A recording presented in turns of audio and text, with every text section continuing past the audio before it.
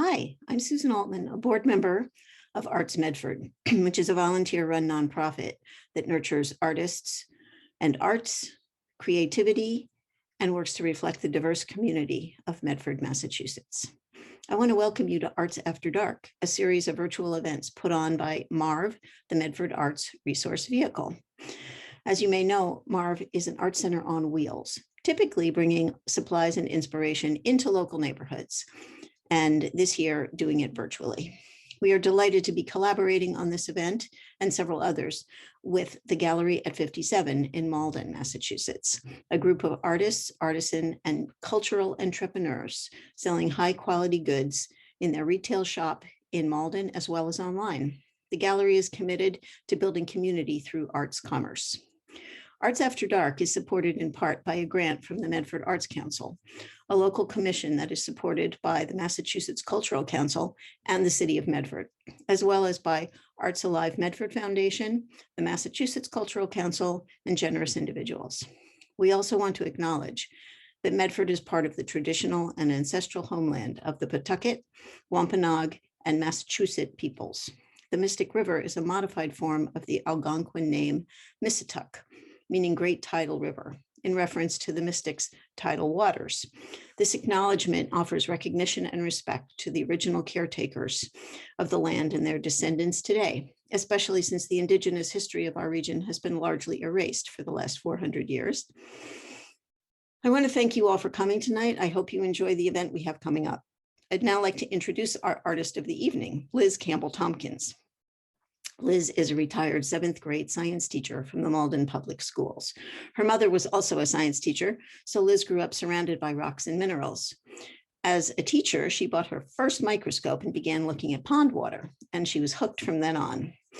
Liz is exhibited at shows sponsored by Windows Arts Malden, the Coffee Shop Artists, Malden Access TV, the Malden Public Library, and the Tufts University Science Department.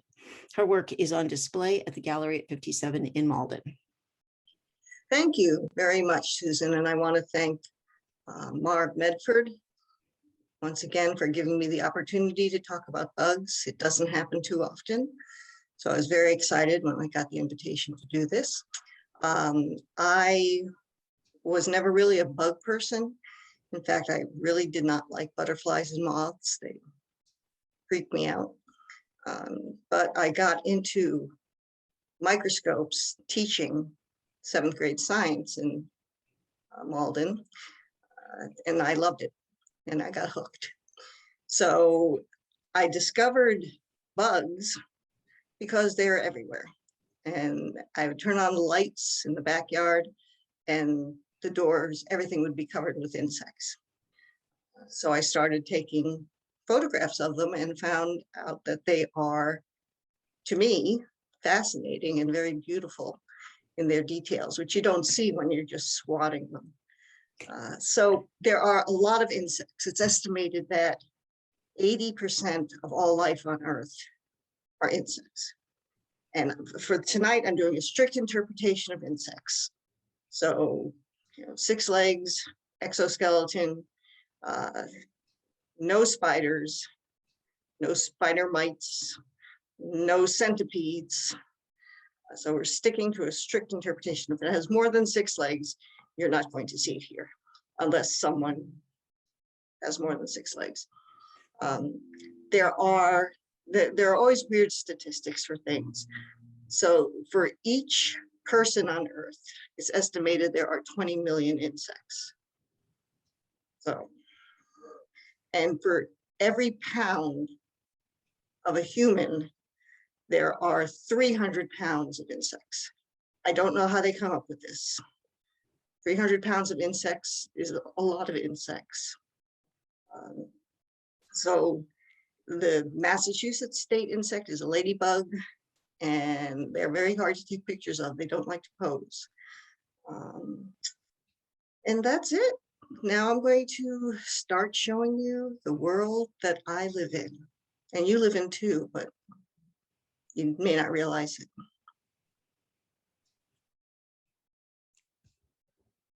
So keep an eye on this middle aphid guy. So the ant is like stroking the aphids, and they're just sitting there.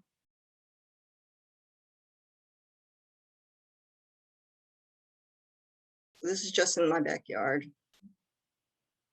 Here comes another ant. He's going to do a handoff, and keep your eye on this guy. Okay, so him, her. So what I discovered, because I was like, why do they just sit there? I mean, this is bizarre. And I learned that the feet of the ants have a tranquilizer. They have a chemical on them that tranquilizes and kind of sedates the aphids so that they're like chilling out. And they stroke them, and eventually they get this honeydew. There we go. There we go. Oh, cool. And the ants eat it. So it's a symbiotic relationship that is not always very kind. Ants will hurt the aphids if they get too unruly. So. Does anyone have a specific insect that they are interested in? Okay. So these first two, insects have been around for millions of years, way before the dinosaurs. And this is an insect in amber. And amber is fossilized tree resin, like tree sap. So this is over 50 million years old. This is part of my little amber collection. Now this is a termite in copal. Copal looks just like amber, but it's young amber. So it's maybe 1 million years old, which in geological time, isn't that much. Copal is often sold as amber, which amber is a lot more expensive. So if you see anything that has like a complete like salamander or something in it, it's fake. It gets faked a lot. So that you can heat it up and the amber will smell like tree. The copal won't. So this is a Carpenter Ant on fungi. And Carpenter ants will eat the inside of your house. Lots of bugs eat other bugs. And this is a close-up of an ant with, you can see the legs sticking out of its mouth. There's a bug in there. And I just think that's a neat picture, but I'm weird. This past summer, I got into photographing bees and wasps and all of that. And I usually don't photograph things on flowers because to me, it like took away the art of the insect, but it's hard to do that with the bee. So we've got some beautiful flowers on our block and you can see the eye here. One of the characteristics of insects is that they have compound eyes. And they also have these little eyes. Sometimes they're on top of their heads, called ocelli or ocelli. And they're simple eyes. So you've got the compound eye, and then you have the simple eye. A bumblebee, which this is protected with an oil covering so that it's waterproof. So you can, I suppose, spray it with your garden hose and it'll laugh at you. This is its proboscis that kind of rolls up when it's not being used. So that's how it sucks out the nectar, and it gets pollen all over its legs. And that's how it pollinates. Now the each compound eye on that bee.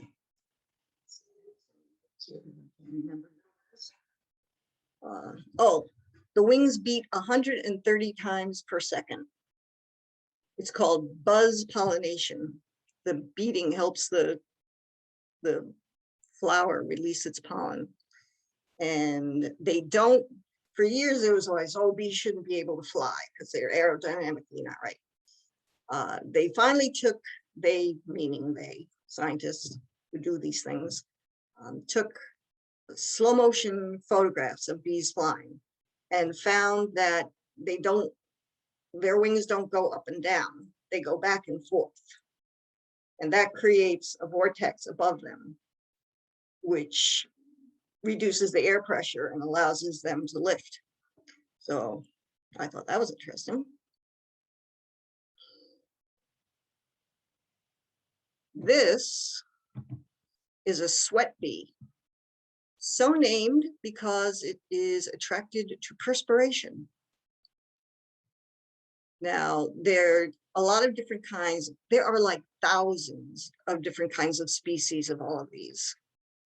And I'm just not, I would find that very tedious to have numbers thrown at me all the time. But the sweat bee is small. They don't sting, and bumblebees really don't sting. The bee that'll sting you is a honeybee, and that's the one that dies if it stings you. Bumblebees, if they feel threatened and they sting you, they'll sting you again. So this is a sweat bee. There's its compound eyes, and here are 3 ocelli, the simple eyes. You'll also notice that the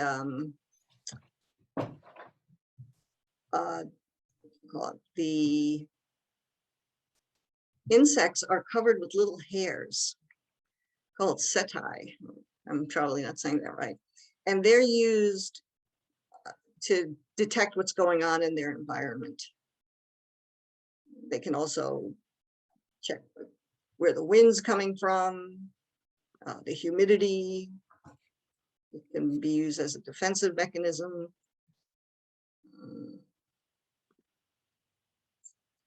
This is a picture I took without the microscope.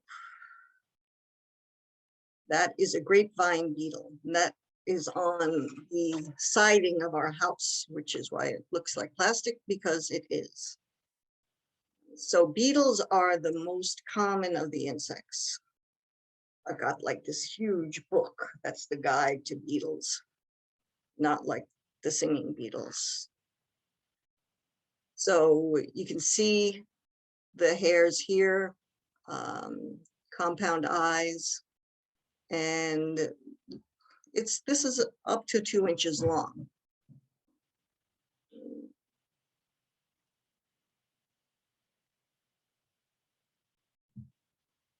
Now this is called either a June bug or a May beetle, which I find extremely confusing. I mean, pick a month. One of the ways you can identify an insect is by the shape of its antenna. So these are like little plates that fold, and the whole head can fold in, and those fold over it. And that's its mouth, part of its mouth. So this comes when we talk about moths and butterflies, which are basically in the same family. One of the big differences is in the antenna. Moths have much more elaborate antenna than butterflies. This is our state bug. Ladybugs are hard to photograph. They move fast. They don't sit still. So it's a beetle. And this is what ladybug larva looks like. It looks nothing like a ladybug. In fact, I had no idea. When I first started taking pictures of bugs, I had no idea what I was taking pictures of. And I would spend forever trying to identify these things, which was in its own way kind of fun. But that's going to turn into a ladybug. So, and this is the pupa. So this is the next stage. So that looks more like a ladybug. But you've got some insects who undergo a complete transformation. And then there are some insects who are born the way they're going to look. They just get bigger, like the aphid. Aphids give birth to their young live. You just see this little tiny aphid. I've never seen it in real life, but in films, you see little tiny aphid coming out, and it's alive, and it looks just like a big aphid. Now we're getting to my favorites, weevils. This is a weevil. It's possibly a leaf weevil, but I'm not sure. It's upside down because that's the way it was. And they are beetles. Everyone's heard of the boll weevil because that destroyed the cotton. And there is a statue in Alabama that was put up 1912, something like that. That is a statue to a boll weevil. It's the only known statue to an insect. And it's this very ornate Greek woman holding a bowl, and on top of it is a big boll weevil.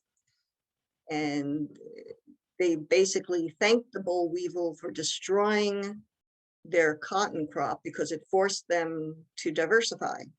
And they introduced peanuts. And so this one town in, is it Louisiana or Alabama? I don't remember. It survived, and they are grateful to the boll weevil for that. It's a neat statue if you like them. This is a longhorn beetle. Thus the name. And this is also just on our back door. Didn't need a microscope for this one. Now there is an invasive species, the Asian longhorn beetle, that has arrived. This is not it. That one has black dots on it, and it destroys hardwood.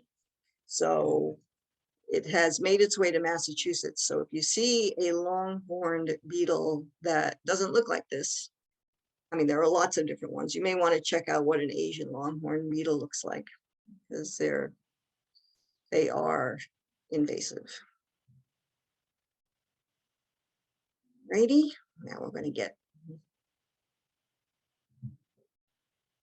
This is a scarab beetle.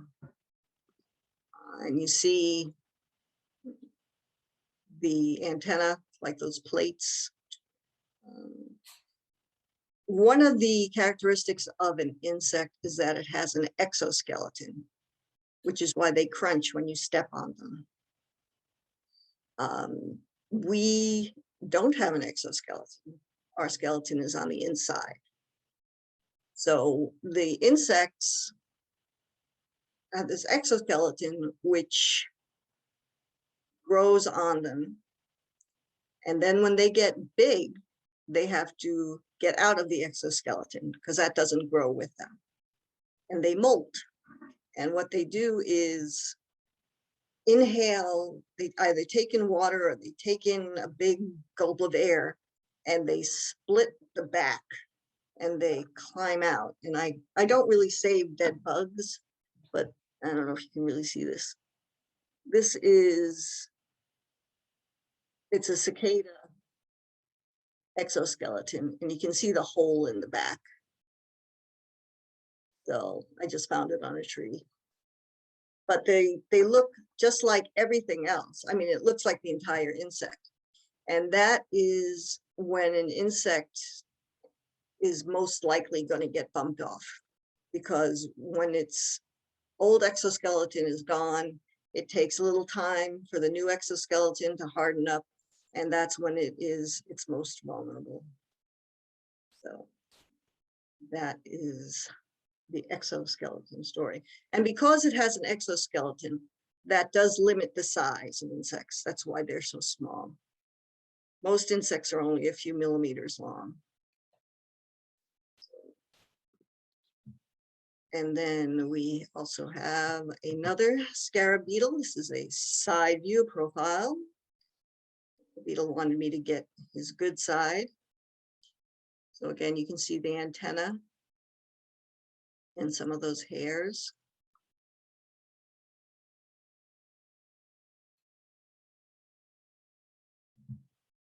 This is a soft-wing flower beetle. Oh, come back. And you can see the different type of antenna. The eyes are here. So this is a hard covering that will open up. And there'll be wings under that. So they fly. And the June bug, May beetle, whatever it's called, that is known for like flying into the screens of your house and making loud noises. But they're harmless. I mean, to us. To other bugs, probably not. Now, this is my favorite insect. This is an acorn weevil. It's got a long proboscis. The antennae go off of that. And at the end of that proboscis is a little mouth. And what she does is she chews a hole in an acorn. And then she lays her egg in the acorn. She must back up to the hole. I really don't know the mechanics of it. And then as the egg develops, it eats the acorn. Then when it's ready to go out, it chews a little hole, perfectly round hole, about 1/8 of an inch in diameter, and crawls out as a little wormy thing, larva. And then it goes underground and it continues to develop for a year or two. And then it comes out and it looks like that. And then it starts the process all over again. This is one of the insects. Here's another view of an acorn weevil. I think it looks like a Muppet.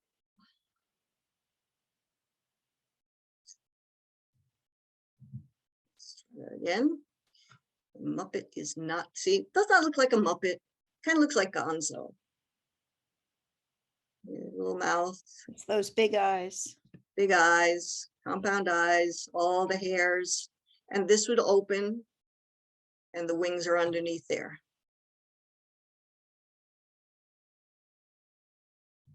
I went through a phase where I took photos of insects on our screen, well, on our outside door, that's all window. So I took photos of the bellies of insects, which was interesting for a while. So this is the underside of a weevil, and there you see the proboscis, little hole on the end. And there's the antenna, the eyes, big eyes. And you can see where the legs are attached. Now, this section is rated R. These are two beetles mating. Not everything reproduces asexually. And I find that when insects are mating, they're very easy to photograph, because I think they're preoccupied and they don't really notice a big camera over them. So this was actually taken in Arizona, in Tucson, in a cactus flower. And I just saw a bug, so I took a picture, took a bunch of pictures, and then looked at it later and saw that. And it's like, oh my, I know what that is. So I have a whole series of mating insects, which I have not included in this because this is sort of a family event. But if you're interested, I'm sure I can share them with you if you provide proof of age. This is a brown lacewing. I think it's soulful looking. But you can see the antenna. That's the other one, it's just shortened, and the mouth parts. So this is a chewer. It's called a lacewing because its wings are lacy. No one said people who named bugs were clever. Liz, how big is it? It's about an inch. Yeah, an inch. There are brown lacewings and green lacewings. And the brown are slightly smaller than the green. Here's a view looking down.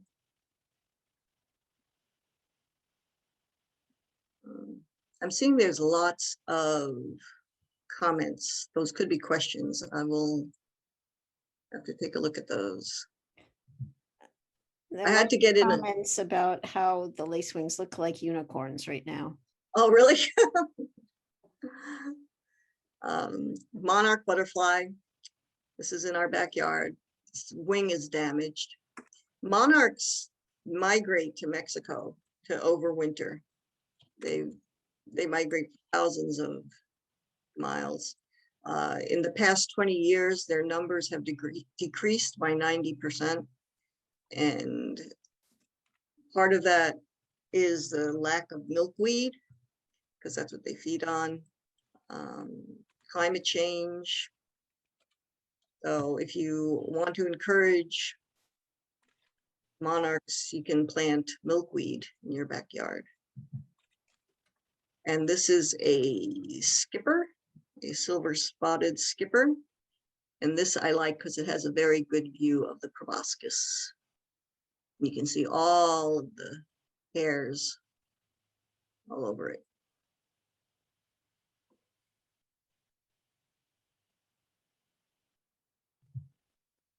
Some people really like dragonflies. So this is a blue dasher dragonfly. So here are the compound eyes. And I don't know if you can see it, but there are these little black dots here. And those are the simple eyes. So the dragonflies are similar to damselflies. Damselflies are smaller. Liz, what do simple eyes do? I believe they detect light and movement.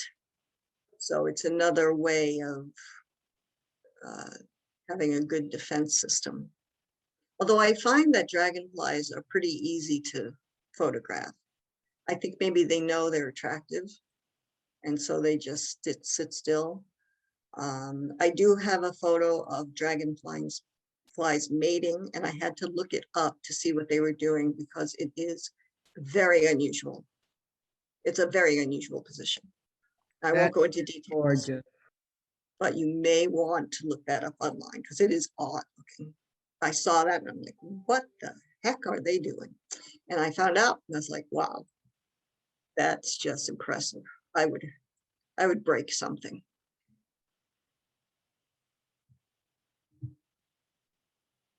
And there's our dragonfly staring at us. And there are those little simple eyes.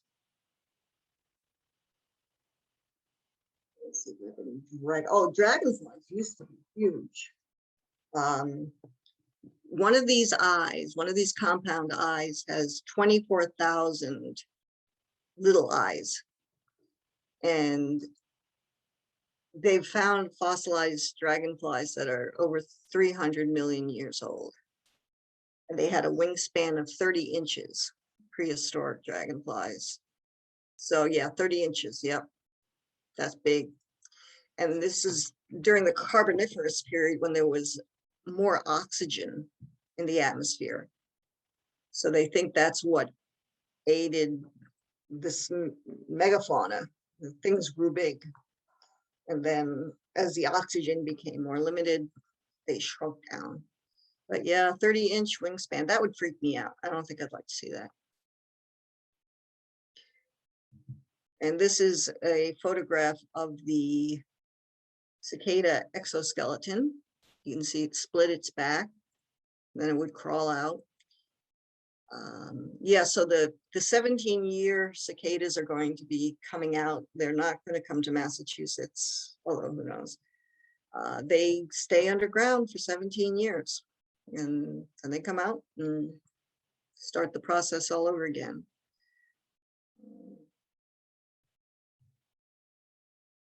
This is another exoskeleton. That's one thing I find when I'm sitting on the lawn in the backyard. It's the insect. The exoskeleton, there's a thin layer that covers the eyes. It's made out of chitin, I think that's how you say it. And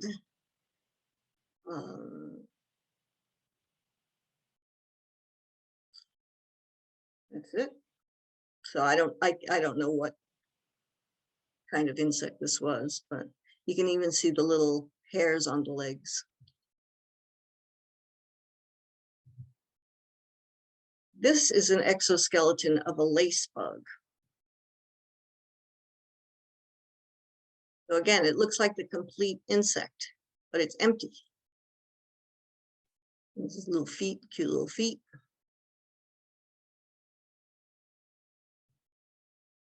And then an actual lace bug.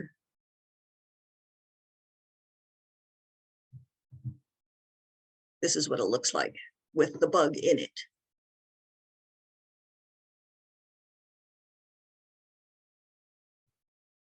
Now we get into flies. I like beetles, I like flies. Lots of things are flies. This is a crane fly. They get mistaken for mosquitoes. They're not mosquitoes, but people freak out because they can be big. This photo shows these two appendages. They're called halteres. So most insects have two pairs of wings. Flies have one pair, but they all but they also have halteres. A haltere is a vestigial wing. So they used to have two wings. So what these function as, and this you'll find on all flies, it's a helpful way to identify them. It acts as a gyroscope, basically, when they're flying. It keeps them balanced. So crane fly, not bad, won't bite you, harmless, don't kill it.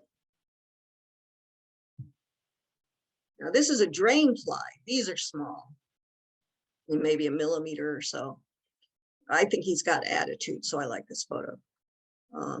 Drain flies are called drain flies because they're found in your drains. They like to live in plumbing. Rachel, that's a really disgusted look on your face. Yeah, I found one the other day around the sink. They like plumbing, so they're not, I mean, so they're called drain flies.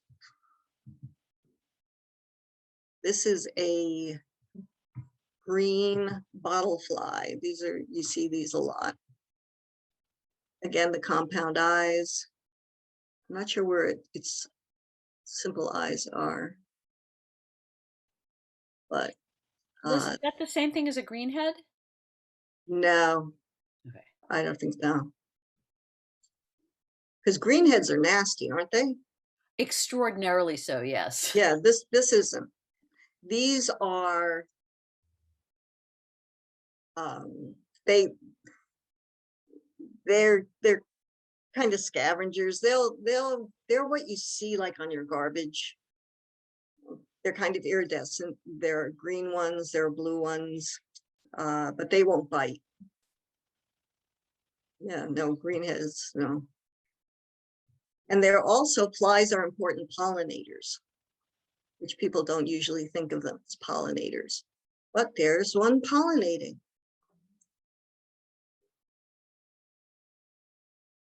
Now, there are a lot of different kinds of flies, which I find fascinating. This is a fly that looks like a bee, and it's called a Hoverbee Fly because they're flies that have evolved to look like predators so that other things will stay away from them. So that is actually a fly. You can tell because of the big compound eyes. These kind of have, their eye shape is different. And the fly also has a thick waist. Here's another hoverfly. That's a Hoverbee Fly. You see it's even developed the stripes. See, it's kind of nice when I take a picture when they're on a flower. But I don't want it to take away from the bug. This is a midge. A midge is a type of fly. This is a female midge because it doesn't, the male midges, you'll see, have like big feathery antenna. I'm not sure what these are on its back. I think they may be a kind of parasite. I've tried to find out and have been unsuccessful. But there's a lot of parasite stuff going on with insects. But here's the halteres. You can see these round balls through the wings. And that's how you know it is a fly.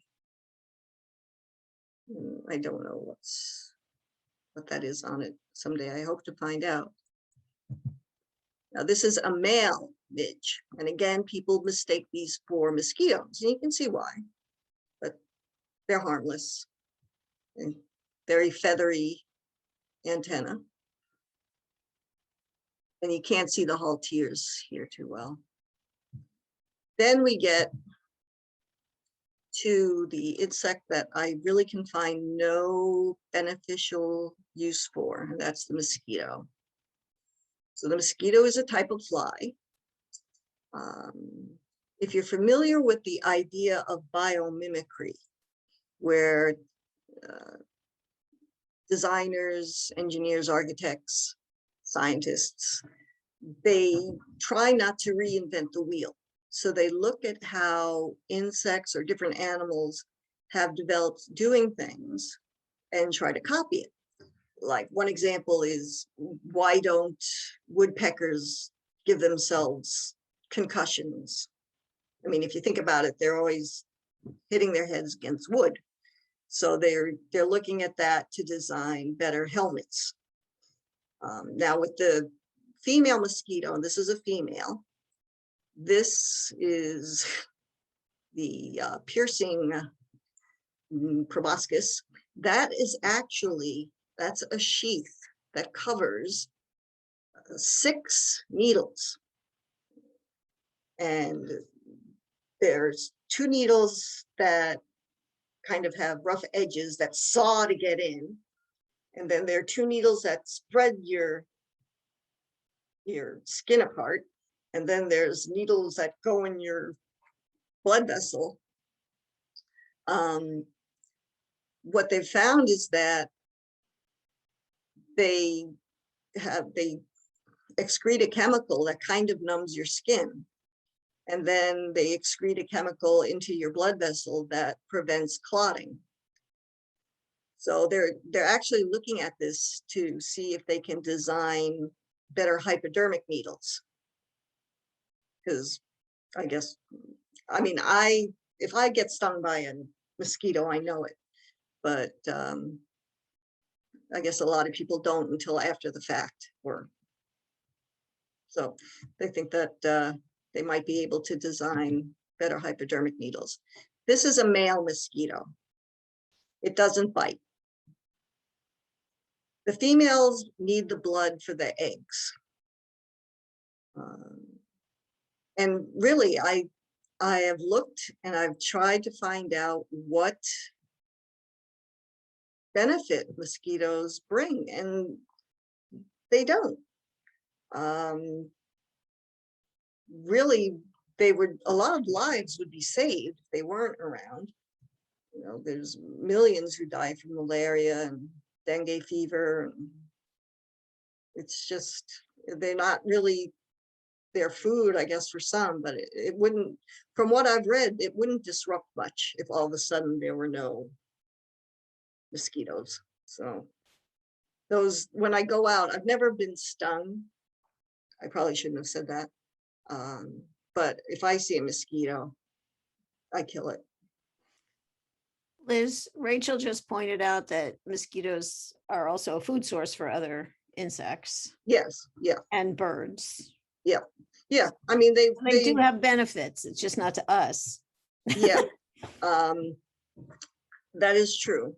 But there's other, I guess what I read was that there's other bugs. You know, maybe someone would have to modify their diet a little. But yeah, they're the, like Rachel, you are correct. Now this is a picture-winged fly. And I read, someone described it as a fly wearing a gas mask, because it's kind of odd looking. And there are many picture-winged flies. They're partially, the wings are partially transparent. I don't know why it has such a long nose. Now this is a robber fly. And here we have fly on fly violence. I suppose I should have had a trigger warning. So this robber fly, you see the big compound eyes. Here's the haltier. And it's gotten, it's hard to tell, that could be a taconid fly. And it's got a long proboscis that it pierces its victim with, and it secretes digestive juices that, see, if anyone's eating while I'm talking about this, I'm so sorry, that kind of liquefy the inside. And then the robber fly slurps it out. So it's pretty effective. Oddly enough, the first time I ever saw a robber fly, we were parked in a bank parking lot. And I thought that was hysterical, because I didn't know what it was. And then I looked it up and I was like, it was a robber fly. Yeah, we were at the bank. Yeah. This, I am still not sure. I think it is a striped midge. The problem is, if you look up striped midge online, you see pictures of old dolls. And for those of you who are of a certain age, you will remember that there was a doll named Midge, who was like Barbie's sister or second cousin once removed or whatever. But again, it's harmless. And the haltiers are under here somewhere. Liz, I thought midges bit. There are biting midges. Ah. They're small. They're much smaller than the midges that I see around here. I've never gotten a picture of a biting midge, but you are correct. And this is in Gloucester, and I can give you, can see lots of midges. oh, really? Oh yeah, every summer they are a major pest. Oh yeah. Oh, The biting one. Yeah, I wouldn't like that. Yeah. So here we have another haltier. That's its gyroscope. It's another fly. You can see the setae on its legs. And this is a taconid fly. Taconid flies are chunky and they're bristly. Oh my Which- gosh, I think it's Joe Biden. Oh, because of the sunglasses? Absolutely. Oh, okay. Because I was thinking chunky and bristly. Yeah, I guess it could. Well, let's not start naming them, because then hey, stop it. Yeah, but that's, you can see all the bristles and wings.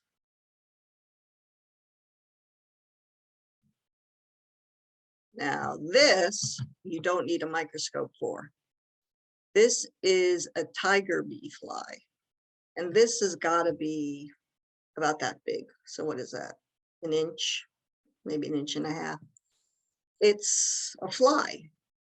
And it's flipping huge. And that's on our back porch. And they're big enough so you can get a picture of them without scaring them away. But you see the little teeny tiny antenna. Little teeny tiny antenna. They're just cool. This is a drainfly wing. And this I actually used my compound microscope. This is magnified 400 times. So this was actually the other night. I was using the upstairs bathroom to clean my slides, which I do. And I looked down and there next to the plumbing was a drainfly. And I thought, why don't I take this opportunity to look at you? And I put him under the microscope and got a good picture of his wing. So this is what, this is what I find so amazing about insects. They've evolved in such minute detail that we're just oblivious to. I mean, who would have thought that a wing would be covered with all these little hairs? I mean, that's amazing. That amazes me. Grasshopper. They're okay. To me, it looks like a robot. Grasshoppers and katydids are in the same family. Here's a katydid. They used to be called like longhorn grasshoppers because they have really long antennae. There's this is the katydid mouth. This one I got close to, and you can see the chewing parts.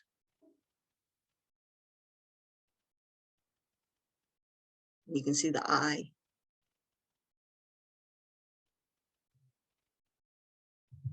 Now we get into moths. This is an upside down moth because that's the way it was. So you've got these are called labial palps. And that's like the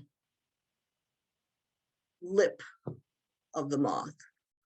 This is the proboscis that's rolled up, and it will unroll when the moth is feeding. And then you see all the scales. That's what they're called. So this is a broom moth, I think. I think it's cute. Now this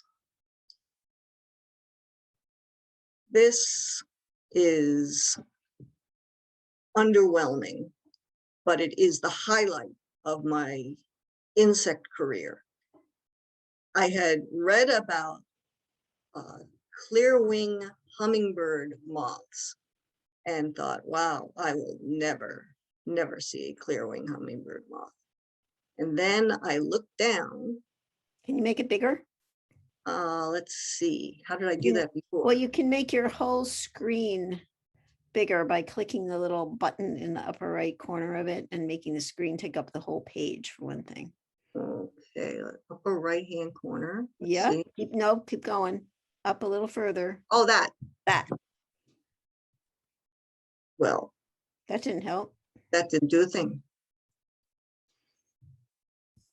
There's also the zoom. If you hover under the picture, there's the plus sign.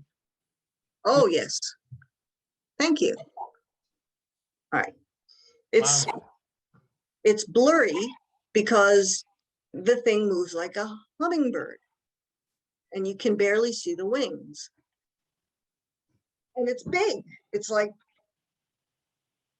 that, however big that is. And it's very colorful. And it has a proboscis. I mean, it's a moth, but the wings are clear and it beats its wings like a hummingbird. So it's a hummingbird moth.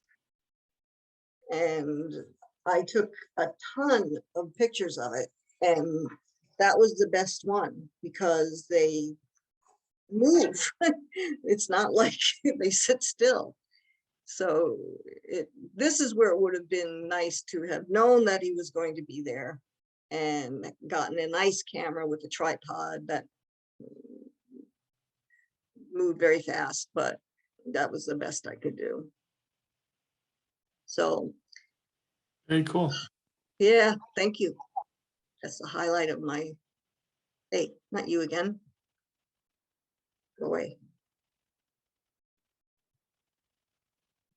All right, now let's,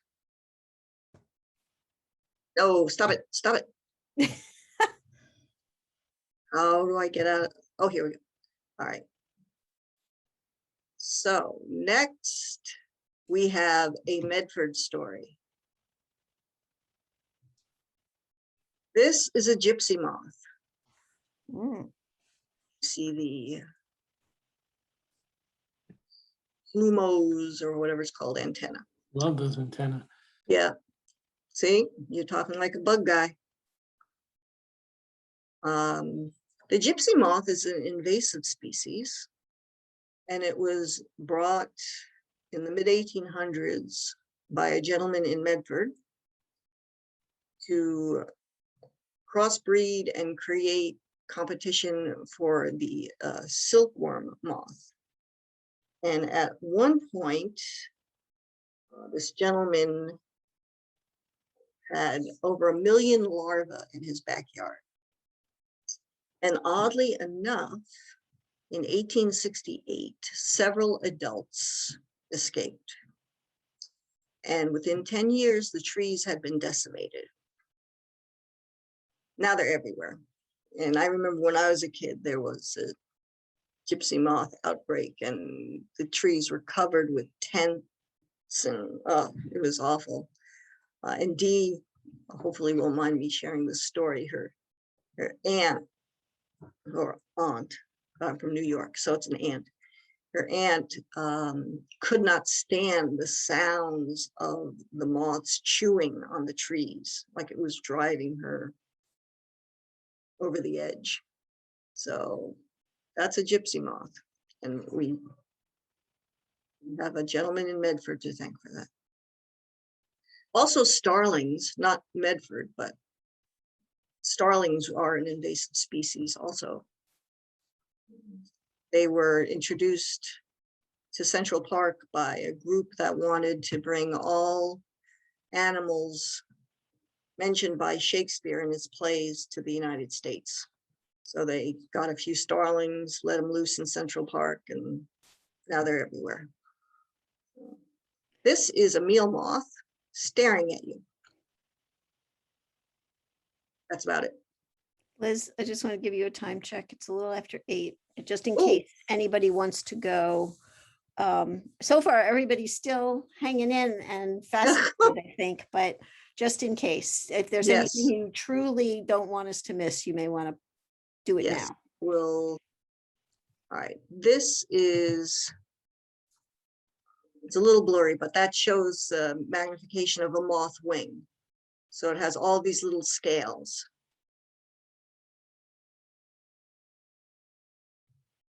And stink bugs and true bugs. Oh, this is fun. This is a wasp that doesn't sting, even though it looks like it could go through your arm. But this is an ovipositor, an ovipositor. A lot of insects have this, and that's how it lays its eggs. So that's not a stinger. It's how it lays its eggs. So it'll stick it in something and lay its eggs. Do you have any praying mantis? I have one praying mantis. I didn't include it because it wasn't a very good picture. It really didn't pose well. Okay. Sorry. I've only seen one around here. This is another wasp that won't sting, and you can see the eye, chewing mouth parts, and then the simple eyes on top. So I believe that is it. Do you have an earwig? No, I do. Oh, hello. I do have pictures of an earwig. I don't know how many photos of insects I have. But earwigs don't go in your ears. So No, that's, they don't. no, so, They're kind of ugly and scary. yeah, but, yeah, so were there any questions that, Yeah, more I have- bugs? I have one. Yes, You said that you were only showing true insects, but did you describe what that means? Because no, I did not. Could you? I can. Let me get back to my, let's see. True, in- Describe what wasn't included, some of what wasn't included. a true insect is, it's, oh, I just lost the, let me do this. Okay, here we go. I will show you what makes a true insect, as opposed to a false insect.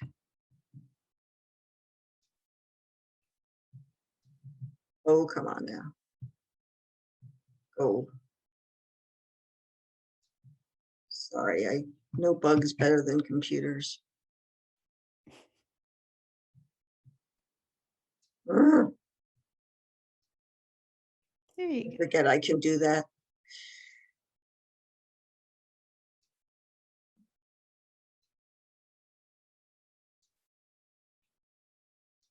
Okay, There you go. all right. This is a leaf hopper. That's a true bug. Part of what makes it a true bug, and it's the easiest way to identify it, is it has this triangle pattern on its back. So that's your first clue. What really makes it a true bug are its mouth parts. Is a true bug the same thing as a true insect? Yes. Okay. So it's got this kind of sucking proboscis. And while other insects have it, that along with the characteristic triangle on the back. And there could be other characteristics that I'm not familiar, that I can't remember right now. But that's what makes it a true insect, is the mouth parts. Because if you look at the profile of a leafhopper, it's got this really long proboscis. And like, this was part of my underside of bugs phase. So this is a true bug. Oh, go away, stop that, why you do that? And you can see the proboscis. It just folds down right underneath the insect.